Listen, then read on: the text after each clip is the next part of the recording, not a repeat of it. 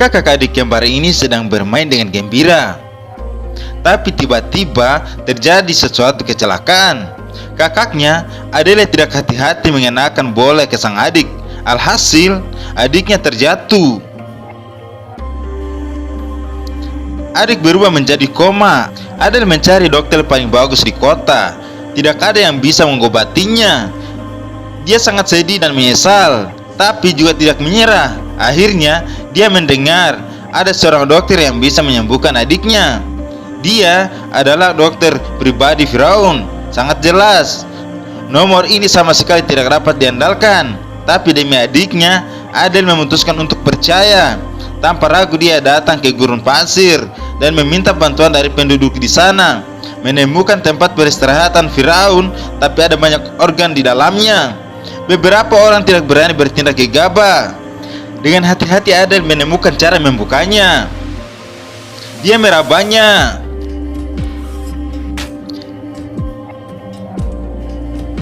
Cairan aneh pun mengalir keluar dan bentuk asli makam muncul. Dokter pribadi Firaun ternyata ada di sini dan ada beberapa barang berharga. Beberapa orang senang melihatnya, tapi tiba-tiba terjadi sesuatu.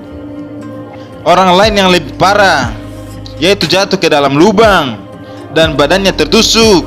Ada yang tidak memedulikannya karena dia sama sekali tidak tertarik dengan barang-barang berharga itu. Dia hanya ingin membawa dokter itu pulang. Tapi di saat itu musuhnya tiba-tiba muncul dan menangkapnya, lalu ingin menyelesaikannya di tempat, di titik khusus.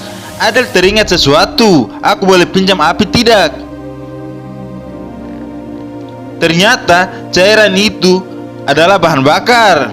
Adele langsung berdiri ke dalam makam dan peti dokter itu diterjang masuk mengikuti jalan rahasia. Berhasil keluar melalui air di bawah tanah. Menghabiskan banyak energi, dia akhirnya bisa membawa pulang dokter ini. Tapi dokter melihat sang adik tidak ada pergerakan. Ternyata dia telah tertidur. Dia bangun, baru bisa menyembuhkan orang sakit. Adele putus asa membangkitkan mumi. Ini mana mungkin, katanya. Tiba-tiba tak disangka dia benar-benar mendengarkan orang yang bisa menghidupkan mumi. Demi menyembuhkan adiknya, Adele memanggil dokter paling hebat di sedunia. Tapi dokter telah tertidur. Hanya pria botak ini yang bisa membangunkannya. Tapi pria ini sedang di dalam penjara. Kali ini berada di dalam penjara. Ternyata dia menggunakan kemampuannya sendiri dan membangunkan telur dinosaurus yang sudah ribuan tahun. Dinosaurus itu menghancurkan tempat. Polisi tidak bisa menahannya dan menangkapnya. Tapi Adele harus membawa pria botak itu. Dia kepikiran untuk membantu si botak melarikan diri dari penjara. Pertama, dia berperan menjadi pengacara si botak. Tak disangka pengacara yang sesungguhnya berada di tempat, sehingga langsung ketahuan Adele yang sedang menyamar. Adele tidak menyerah. Dia menyamar menjadi seorang penjaga kantin dan berikan makanan.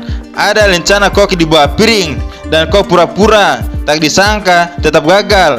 Rencananya hilang. Ketiga kalinya dia menyamar menjadi seorang biarawati. Kali ini harusnya berhasil ya. Cepat pergi denganku, katanya. Tapi gagal lagi. Terakhir kalinya dia sangat percaya diri.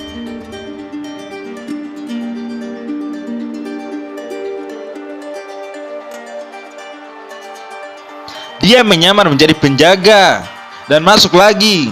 Tapi pria botak itu sudah tidak ada. Dia dibawa ke area eksekusi. 2 hari lagi akan dipenggal. Adele tidak ada cara lain, hanya bisa memikirkan trik. Pergi meminta pertolongan dari atasan. Tapi prosesnya sangat lucu. Tidak hanya gagal menjebak, atasan diserang oleh dinosaurus, hampir saja mati. Saat putus asa, dia tiba-tiba melihat sebuah surat dan terpikir cara untuk menolong pria botak. Pengirim surat berkata, dia tahu dinosaurus ada di mana. Adele mengikuti petunjuk lalu pergi dan menaiki dinosaurus. Ternyata dia ingin menerbangkan dinosaurus ini dan pergi menolong si pria botak. Dan di saat itu pria botak sudah naik ke atas punggung dan kepalanya ditutupi kantong. Dan tiba-tiba dinosaurus menariknya ke atas dan membawanya pergi. Adel sangat senang. Di saat ia ingin membawa pulang dokter, ternyata suatu masalah. Polisi tiba-tiba menyerang dan mengenai dinosaurus. Karena berhubungan dengan kebangkitan, hidup pria tua dan dinosaurus terhubung. Dinosaurusnya hampir mati, maka pria botak itu juga akan mati. Adel dengan cepat membawanya pulang ke rumah. Aku harus ngapain? Cari barang antik dan letak membentuk lingkaran.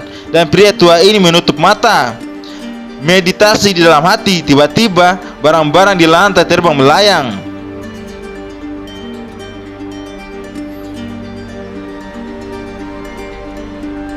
Saat itu pria tua sedang membantunya untuk hidup kembali, tapi baru saja menjalankan setengah proses. Kekuatan sang pria tua itu tidak cukup dan mati. Adel merasa kesal, tapi tiba-tiba mumi itu bangkit. Terima kasih, ternyata dokter itu sudah bangkit. Adel langsung menyuruhnya untuk mengecek adiknya. Tak disangka dia berkata, dirinya sebenarnya bukan dokter, hanya seorang bodoh yang tidak bisa berhitung. Adel menemukan orang yang salah. Adel pun kecewa. Si bodoh berkata, dokternya Firaun badannya dimakamkan di dekatnya. Tiba-tiba Adel mulai semangat lagi, karena kali ini makamnya Firaun melakukan pemeran di Lorve dan diam-diam masuk ke dalam untuk membangkitkan Firaun, menemukan dokter yang sesungguhnya. Liku-liku mereka akhirnya sampai di depan petinya Firaun. Adel ingin membuka peti tersebut, tapi si bodoh menyuruhnya tunggu, kita harus menghormatinya. Tidak sabar, Adel pun membuka dulu peti yang lain. Di saat semuanya sudah terkumpul, Firaun akhirnya bangkit. Tapi Firaun tidak setuju untuk menyembuhkan adiknya, karena hal kecil ini harus sampai membangunkannya. Dia sangat tidak senang. Adel pun menangis. Kau tahu aku kehilangan adik itu sangatlah sedih. Aku tiap hari menangis. Firaun pun terharu. Panggil dokter pribadiku datang. Tanya. Dokter menarik keluar jarum di kepala sang adik, lalu memindahkannya ke atas meja. Selanjutnya mengeluarkan sesuatu yang misterius, melakukan pencocokan dan mengoleskan ke dahi sang adik. Akhirnya berhasil. Adik-adik, dia manggil adiknya. Adiknya pun terbangun. Kau pukulnya sungguh barbar. Aku ini adik kandungmu. Kedua orang ini pun kembali hidup bahagia, dan Firaun mulai hidup kembali di era yang baru. Permisi, kau tahu gimana cara ke Sungai Nil? Tentu saja, jawab orang tua itu. Film fantasi ini difilmkan pada tahun 2010. Pengaturan yang luar biasa dan imajinasi yang luar biasa. Adel menolong sang adik memulai petualangan yang luar biasa. Setelah menyembuhkan adiknya, dia memulai perjalanannya lagi. Tapi perjalanan kali ini ditakdirkan tidak berjalan dengan baik.